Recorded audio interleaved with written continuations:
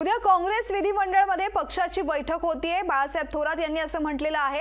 राज्यसभेची निवडणूक बिनविरोध होणार असल्याचं बाळासाहेब थोरात यांनी सांगितले। उद्या काँग्रेस विधिमंडळ पक्षाची बैठक होणार असल्याचं बाळासाहेब थोरातांनी सांगितलेलं आहे।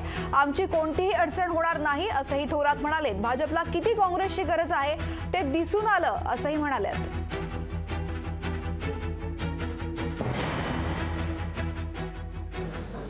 एक तर याच्यामध्ये दिसतंय की आता 6 पैकी 3 तर खरे काँग्रेसचेच आलेले आहेत।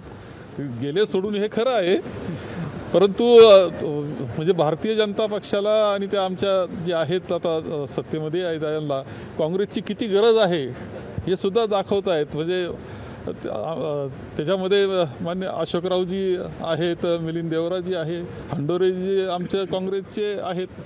खरं म्हणजे भारतीय जनता पक्षाकडे उमेदवार सुद्धा नाहीत, त्यांना आमचे लोक घ्यावं लागतायत असं सिद्ध झालंय आता।